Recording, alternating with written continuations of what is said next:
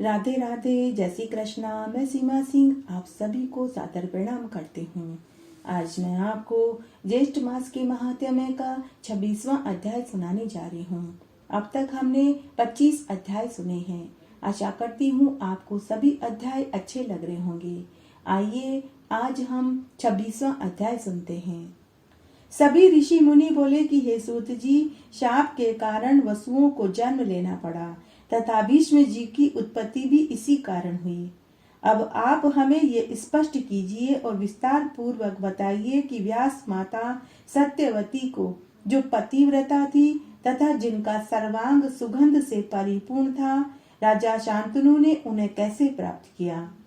कृपया करके आप हमें उस कथा को सुनाइए। तब सूत जी बोले कि हे ऋषि मुनियों, राज श्री शांतनु सदा शिकार खेलने के उत्सुक रहते थे। वे 4 वर्ष तक वन में घूमते। तब वे एक बार वन में घूम रहे थे। कुमार भीष्म जी को वे हमेशा अपने साथ रखते थे। वे उसी प्रकार आनंद का अनुभव करते थे जैसे शंकर भगवान स्वामी कार्तिकेय के साथ सुखी होते थे।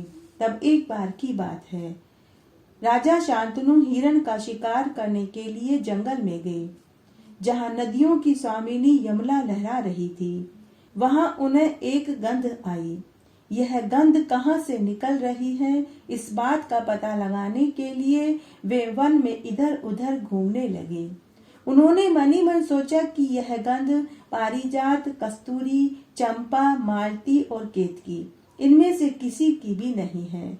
इस प्रकार विचार करते करते राजा शांतनु जंगल में इधर उधर भटकने लगे।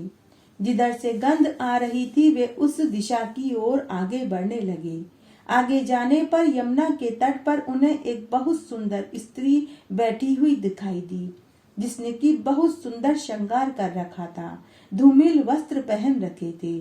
ऐसी सुंदरी को देखकर राजा शांतनु आश्चर्य में पड़ गए कि इसी के शरीर से यह सुगंध आ रही है।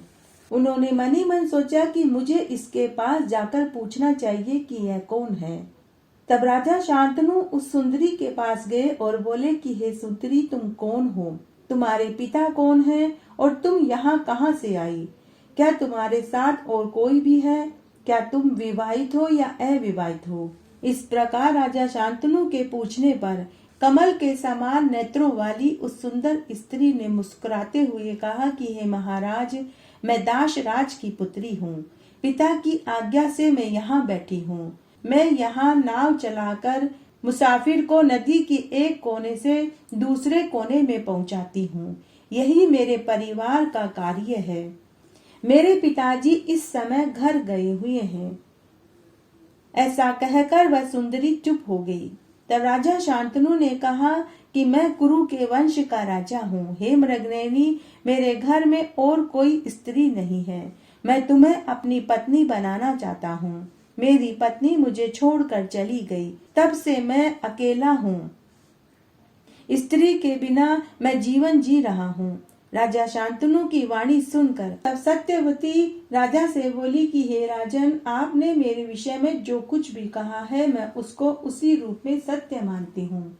आपकी जैसी इच्छा है वैसा ही होना चाहिए, परंतु मैं स्वतंत्र नहीं हूँ।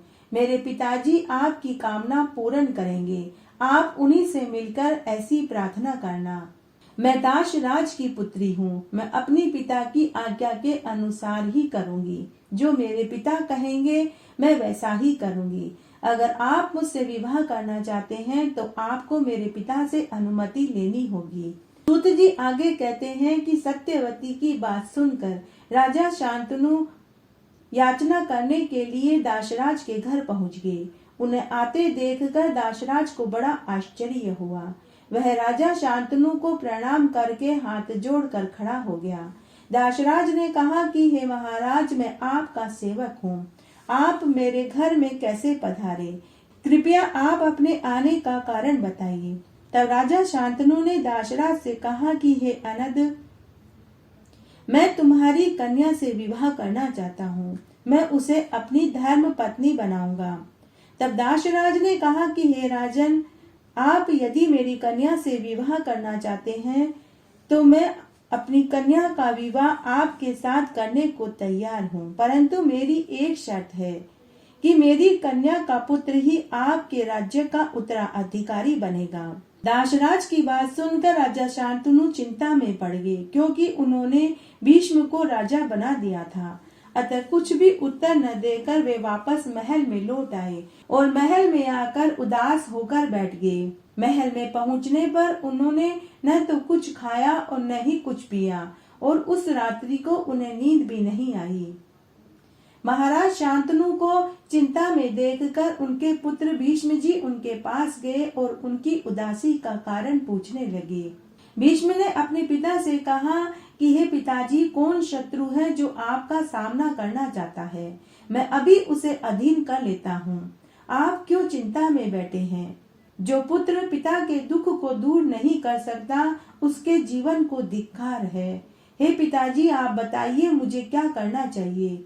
रघुकुल को आनंदित करने वाले भगवान राम पुत्र रूप से दशरथ के घर पधारे थे। पिता की आज्ञा से वे राज्य का परित्याग करके वन में गए थे। उस पुत्र को धिक्कार है जो समर्थ होते हुए भी पिता के मनोरथ को पूर्ण नहीं करता। जो पिता की चिंता को दूर नहीं कर सकता, ऐसे पुत्र के जीवन को भी धिक्कार है। राजा शांतनु मन ही मन लज्जित हो रहे थे। अपने पुत्र की बात सुनकर राजा शांतनु ने अपने पुत्र को मन की बात नहीं बताई। वे उदास होकर ही बैठे रहे। राजा शांतनु की बात सुनकर भीष्म जी वृद्ध मंत्रियों के पास गए और अपने पिता की चिंता का कारण पूछने लगे। तो एक मंत्री ने भीष्म से कहा कि हे पुत्र, तुम्हारे पिता दाशराज की पुत्री से विवाह करना चाहते हैं, लेकिन उसके पिता ने कोई शर्त रख दी। उस शर्त के कारण तुम्हारे पिता दाशराज की पुत्री से विवाह नहीं कर पाए, इसीलिए तुम्हारे पिता चिंता में हैं। तब भीष्म जी इस बात का अभिप्राय जानकर उसी समय मंत्रियों के साथ दाशराज के घर पहुँचे। भीष्म ने दाशराज से कहा कि हे दाशराज, तुम अपनी सौभाग्यवती पुत्री मेरे पिता के लिए दे दो। हे दाशराज, मैं तुमसे प्रार्थना करता हूँ कि तुम्हारी कन्या मेरी माता बने और मैं हमेशा उनका सेवक बनकर रहूंगा। दाशराज ने कहा कि हे राजकुमार, मैं अपनी पुत्री का विवाह तुम्हारे पिता से करने को तैयार हूँ, लेकिन मेरी एक शर्त है कि मेरी कन्या का पुत्र ही राज्य का उत्तराधिकारी बने। बस यही एक शर्त है। तब भीष्म ने कहा कि हे दाशराज, आप चिंता मत कीजिए। आपकी कन्या से जो पुत्र पैदा होगा वो ही इस राज्य का उत्तराधिकारी बनेगा। दाशराज ने कहा कि तुम सत्यभाषी हो, लेकिन अगर तुमने विवाह किया और अगर तुम्हारा पुत्र बलवान हुआ तो वह हठ पूर्वक मेरी कन्या के पुत्र से राज्य को छीन लेगा। तब भीष्म ने कहा कि हे दाशराज, मैं प्रतिज्ञा करता हूँ कि मैं विवाह ही नहीं करूंगा। अगर विवाह ही नहीं करूंगा तो पुत्र कहाँ से होगा? भीष्म जी की ऐसी अटल प्रतिज्ञा सुनकर दाशराज ने अपनी कन्या का विवाह शांतनु के साथ कर दिया। इस प्रकार महाराज शांतनु ने सत्यवती से विवाह किया। सत्यवती के 2 पुत्र हुए और समय अनुसार मर भी गए। फिर व्यास जी के द्वारा विचित्र वीर्य के क्षेत्र में धृतराष्ट्र का जन्म हुआ, जो कि नेत्रहीन पैदा हुए। मुनि को देखकर उस स्त्री ने आंखें बंद कर ली थी, इसीलिए उसे अंधा पुत्र पैदा हुआ। दूसरी स्त्री ने व्यास जी को देखकर सर्वांग में सफेद चंदन लगा लिया था, अतः उसका पुत्र पांडु रोग से ग्रस्त हुआ। दासी से विदुर का जन्म हुआ। विदुर जी सत्यवादी, धर्म के अवतार और पुण्य आत्मा पुरुष थे।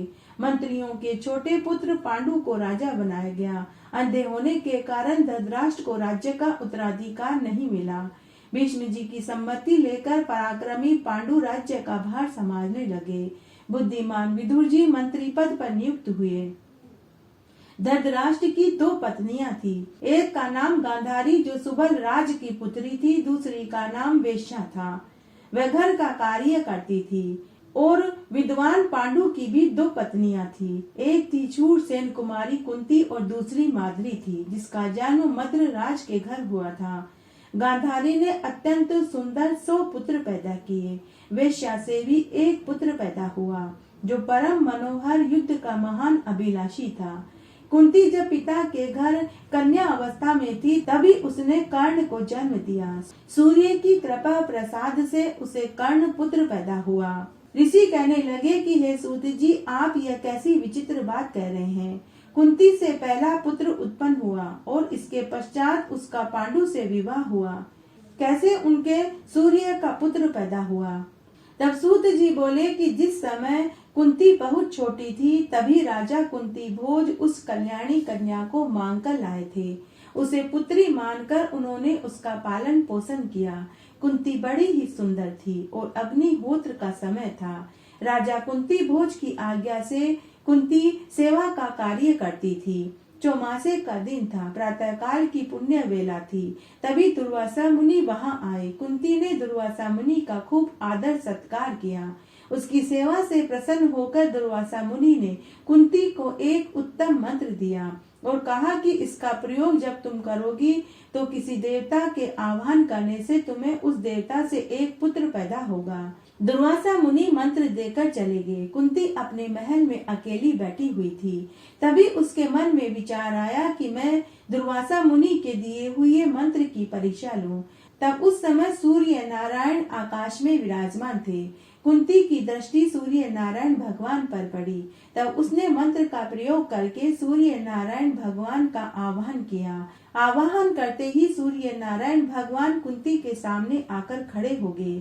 कुंती ने भगवान को सामने देखा तो वह हाथ जोड़कर खड़ी हो गई और बोली कि हे भगवान, आपके दर्शन से मुझे अपार हर्ष हुआ है। अब आप वापस पधारने का कष्ट करें।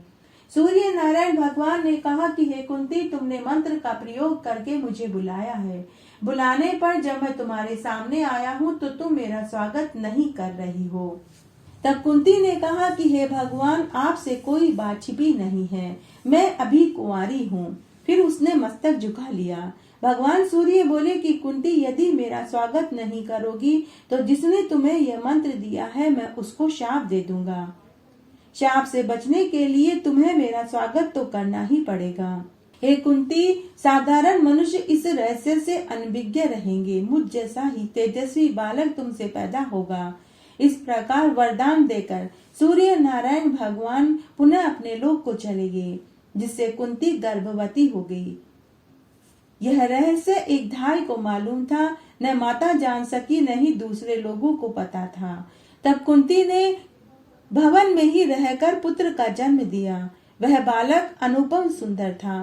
मनोहर 2 कुंडल और दिव्य कवच उसे जन्म काल से ही सुशोभित कर रहे थे।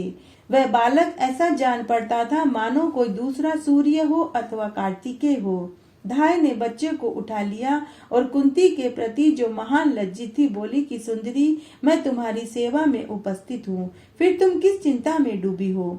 तब उस बालक का त्याग करने के लिए उसे पिटारी में रखती हुई कुंती उस पुत्र से कहने लगी कि बेटा, मुझे अपार दुख है, किंतु मैं लाचार हूँ। मैं क्या करूँ। तुम मुझे प्राणों के समान ही प्यारे हो, फिर भी मेरे लिए तुम्हारा त्याग करना जरूरी है। तुमने सभी शुभ लक्षण विद्यमान है, मेरा भाग्य ही खोटा है, तभी तो मैं तुम्हें खुद से दूर कर रही हूँ। उसके बाद कुंती ने धाय माँ को उस पुत्र को दिया और कहा कि इसे नदी में प्रवाहित कर दो। धाय माँ ने उसे एक पिटारी में रखा और ले जाकर उसे नदी में प्रवाहित कर दिया। तब वह पिटारी नदी में दूसरे कोने में पहुंच गई। उस कोने में अधिरथ नामक एक सूत और उसकी पत्नी रहती थी। अधिरथ नामक सूत और उसकी पत्नी राधा रहती थी। उनकी शादी को कई वर्ष हो चुके थे, लेकिन उन्हें औलाद सुख की प्राप्ति नहीं हुई। जब उन्होंने पिटारी में एक सुंदर बालक को देखा तो उन्होंने उसे उठा लिया और वे उसका पालन पोषण करने लगे। उसके बाद वही कन्या कुंती स्वयंवर में पांडु की पत्नी बनी। पांडु की एक दूसरी पत्नी माद्री थी, जिसके पिता मद्रराज थे। तब एक बार की बात है, महान पराक्रमी पांडु जंगल में शिकार खेल रहे थे। उनके हाथ एक मुनि की हत्या हो गई। उस समय वे मुनि मृग के रूप में अपनी पत्नी के साथ रमण कर रहे थे। राजा ने उन्हें मृग समझ लिया और उसके ऊपर तीर चला दिया। जिससे उस मृग रूपधारी मुनि ने कुपित होकर पांडु को शाप दिया कि यदि तुम कभी स्त्री के साथ संभोग करोगे तो तुम्हें प्राणों से हाथ धोना पड़ेगा। ऐसा शाप देकर वह मुनि वहां से चले गए। इस शाप के कारण पांडु बहुत दुखी हुए और वे राज्य का परित्याग करके वन में रहने लगे।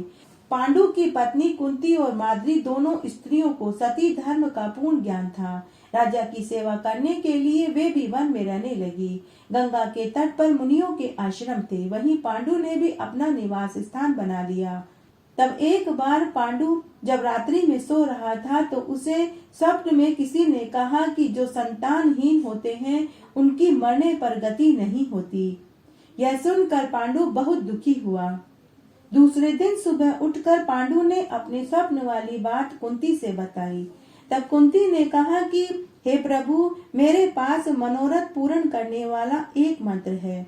पूर्व समय की बात है, दुर्वासा मुनि ने यह मंत्र मुझे दिया था और कहा था कि इसका प्रयोग कभी विफल नहीं जाएगा। यदि इस मंत्र से किसी भी देवता को मैं आमंत्रित करूं तो उस देवता से मुझे एक पुत्र की प्राप्ति होगी।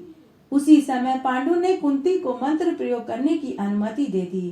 तब कुंती ने प्रधान देवता धर्म को याद किया। वहां धर्म पधारे। उनकी कृपा से कुंती को प्रथम पुत्र युधिष्ठिर हुआ। वायुदेव की कृपा से भीम पैदा हुआ और इंद्र की कृपा से अर्जुन पैदा हुआ। एक एक वर्ष के अंतराल में ये तीनों परम पराक्रमी पुत्र पैदा हुए। उसके बाद माद्री ने अपने पति से कहा कि हे महाराज, मेरा भी दुख दूर कीजिए, मैं भी माँ बनने का सुख भोगना चाहती हूँ। माद्री की बात सुनकर पांडु ने कुंती से मंत्र बता देने का अनुरोध किया। कुंती बड़ी ही दयालु थी, उन्होंने माद्री को भी मंत्र सिखा दिया। पति की अनुमति से माद्री ने एक पुत्र के लिए मंत्र प्रयोग किया। स्मरण करने पर उन्होंने अश्वनी कुमारों को याद किया। उनके अनुग्रह से माद्री को नकुल और सहदेव 2 पुत्रों का जन्म हुआ। इस तरह पांडु के 5 पुत्र हुए। तब एक बार की बात है, आश्रम सुनसान था। माद्री को देखकर पांडु अत्यंत विकारग्रस्त हो गए। मृत्यु सिर पर नाच रही थी। उन्होंने माद्री को पकड़ लिया। माद्री उन्हें रोकती रही, फिर भी पांडु देव की प्रेरणा से माद्री का आलिंगन करने लगे। माद्री का संयोग होते ही पांडु का शरीर धरती पर लुढ़क गया। जिस प्रकार वृक्ष पर फैली हुई लता वृक्ष से कटकर अलग हो जाती है, ठीक उसी प्रकार पांडु भी जमीन पर गिर गए और मृत्यु को प्राप्त हो गए।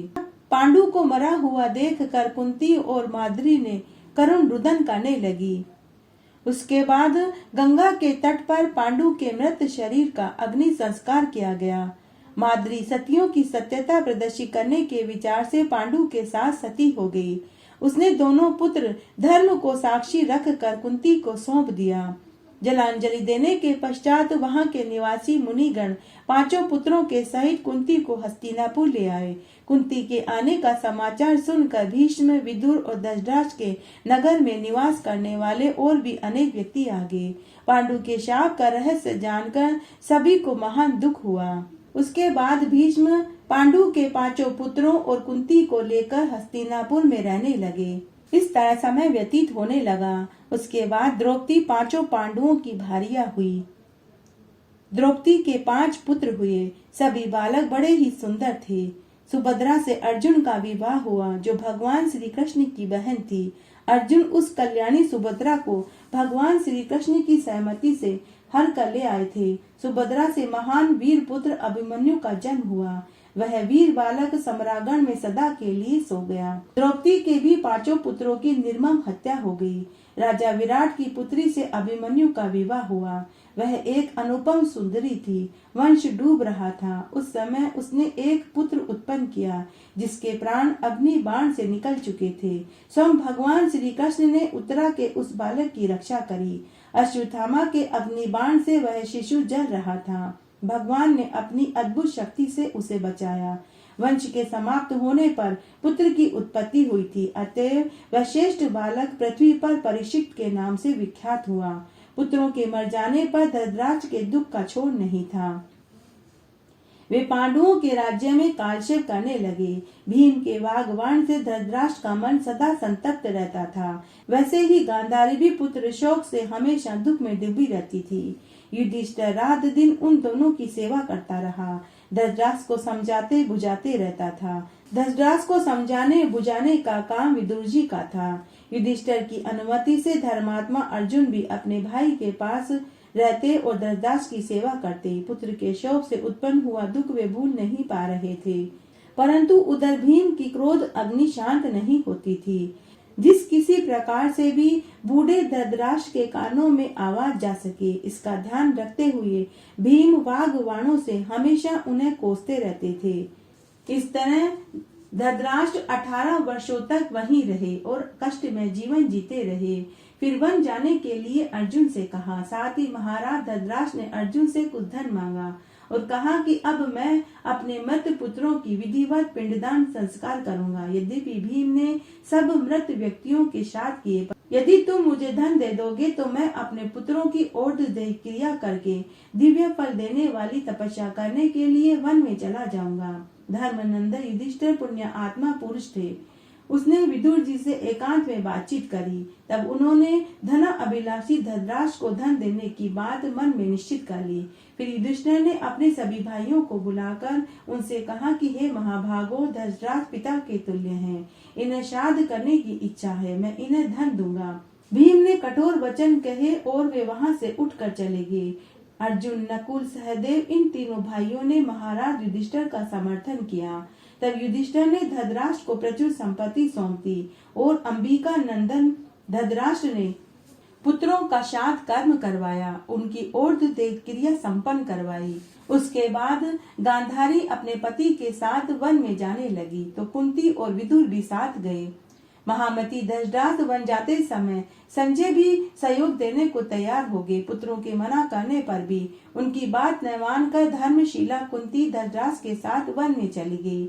भीमसेन एवं अन्य बहुत से वीर सभी गंगा के तट पर पहुंचकर वहां से रोते बिलखते लौटकर हस्तिनापुर चले आए। गंगा के तट पर जाकर धृतराष्ट्र प्रभृति सज्जनों ने एक सुंदर आश्रम बनाया। उसे फूस से छाया गया। मन और इंद्रियों को वश में करके वे वहीं तपस्या करने लगे।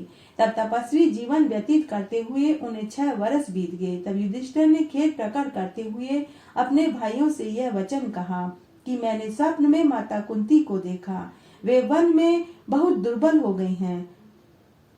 अतः मेरे मन में आता है कि उन माताओं और पिताओं के दर्शन करने के लिए जाऊं। महात्मा विदुर और संजय ने भी उनकी बात से सहमत हो गए।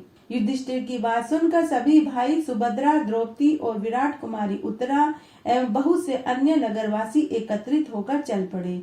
बूढ़े माता पिता को देखने के लिए सब में उत्सुकता थी। शतयूपा आश्रम में पहुंचकर सबने परस्पर भेंट करी। जब वहां विदुर नहीं दिखे तब युधिष्ठिर ने धृतराष्ट्र से पूछा कि महाराज बुद्धिमान विदुर जी कहाँ हैं? धृतराष्ट्र ने उत्तर दिया कि विदुर तो बड़े त्यागी पुरुष हैं। उनके मन में किसी बात की इच्छा नहीं रहती, पास में कुछ रखते भी नहीं हैं। कहीं गंगा के तट पर बैठकर सनातन श्री हरि का ध्यान करते होंगे। दूसरे दिन महाराज युधिष्ठिर गंगा के तट पर घूमने गए। वहां देखा विदुर जी एकांत वन में बैठकर तपस्या कर रहे थे। शरीर बिल्कुल क्षीण हो गया था। उन्हें देखकर राजा युधिष्ठिर ने कहा कि मैं युधिष्ठिर आपके श्री चरणों में मस्तक झुकाता हूँ। वे सामने खड़े हो गए। आवाज विदुर के कानों में पड़ी, किंतु उस समय पुण्य आत्मा विदुर जी मिट्टी के धुएं जैसे हो गए, कुछ बोले नहीं। क्षण भर बाद उनके मुख से एक अत्यंत अद्भुत तेज निकलकर युधिष्ठिर के मुख में समा गया, क्योंकि वे दोनों धर्म के अंश होने के कारण परस्पर एक ही थे। इस प्रकार विदुर जी का 5 भौतिक शरीर शांत हो गया। युधिष्ठिर ने महान शोक किया। मृत शरीर को जलाने की समुचित तैयारी की गई। तभी वहां एक आकाशवाणी सुनाई दी कि इनका दाह संस्कार करना उचित नहीं, तुम इच्छा अनुसार चले जाओ। आकाशवाणी सुनकर सब भाइयों ने गंगा के पवित्र जल में स्नान किया। धृतराष्ट्र के पास आकर पूरी बातें बताई। उस समय आश्रम में समस्त पांडव और अनेक विद्वान थे। सत्यवती नंदन व्यास जी, नारद जी एवं अन्य बहुत से महानुभाव मुनि युधिष्ठिर से मिलने के लिए आए। तब कुंती ने शुभ दर्शन व्यास जी से कहा कि हे द्वैपायन, मैंने अपने पुत्र कर्ण को जन्म में ही देखा था। मेरा मन बहुत दुखी है। आप एक बार कर्ण को सामने उपस्थित करने की कृपा करें। तब गांधारी ने कहा कि हे मुनिवर, मेरे पुत्र सम्रागण में चले गए, कृपया आप मेरे पुत्रों को भी एक बार दिखाने की कृपा करें। उसके बाद सुभद्रा बोली कि अभिमन्यु महान पराक्रमी वीर था, मैं प्राणों से भी अधिक उससे प्यार करती थी, मुझे उस पुत्र को देखने की बड़ी लालसा है, कृपया करके आप मेरे पुत्र को दिखाने की कृपा करें। सूत जी कहते हैं कि इस प्रकार के वचन सुनकर सत्यवती नंदन व्यास जी ने प्राणायाम करके सनातनी भगवती जगदम्बिका का ध्यान किया। सायकाल का समय था। गंगा के तट पर मुनिवर व्यास जी ने युधिष्ठिर प्रभृति सब पांडवों को बुलाया। पुण्य सलीला भागीरथी में स्नान करके वे जग जननी देवी दुर्गा की स्तुति करने लगे और बोले कि हे देवी, ये प्राणी अपने मृत व्यक्तियों को एक बार देखना चाहते हैं, कृपा करके आप इनको इनके प्रियजनों से एक बार भेंट करवा दें।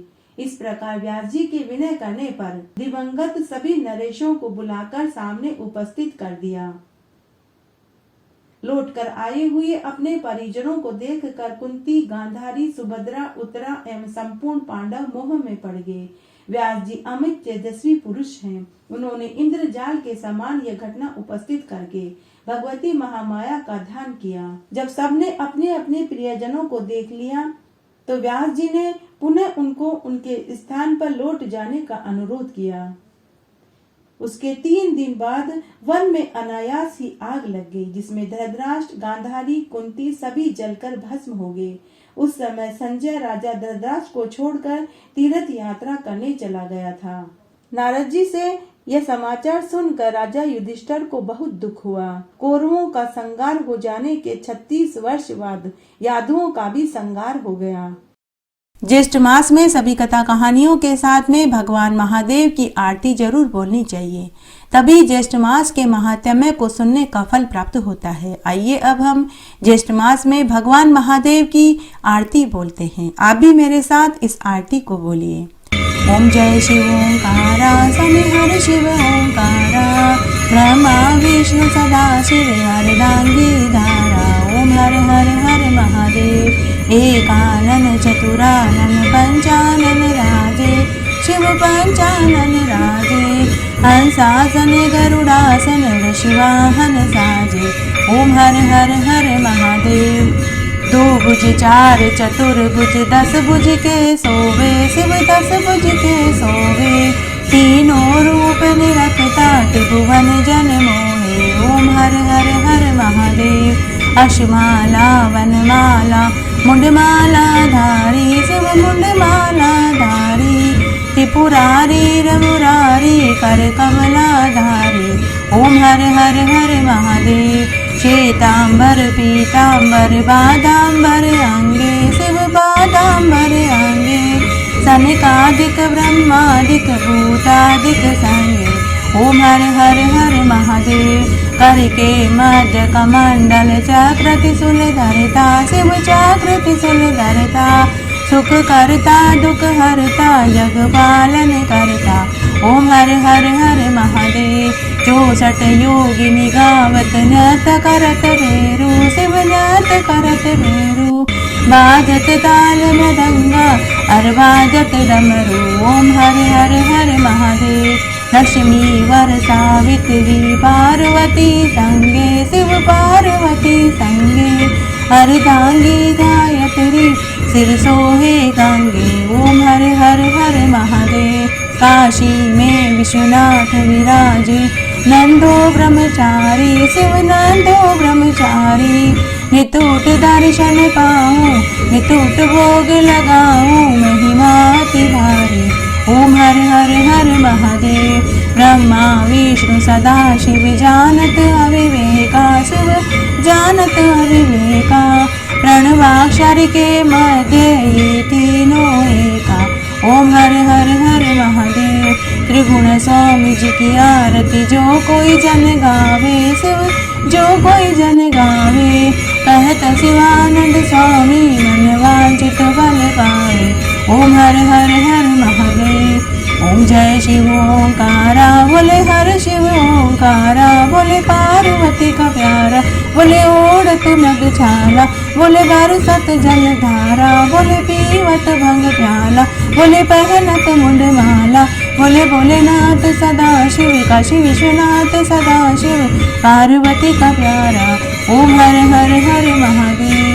इस तरह आज हमने ज्येष्ठ मास के महात्म्य का 26वां अध्याय सुना। आशा करती हूँ यह आपको जरूर पसंद आएगा। मेरे साथ बने रहने के लिए आपका धन्यवाद। आगे आने वाली कथा कहानियों के लिए भी आप इसी तरह मेरे साथ बने रहें। धन्यवाद।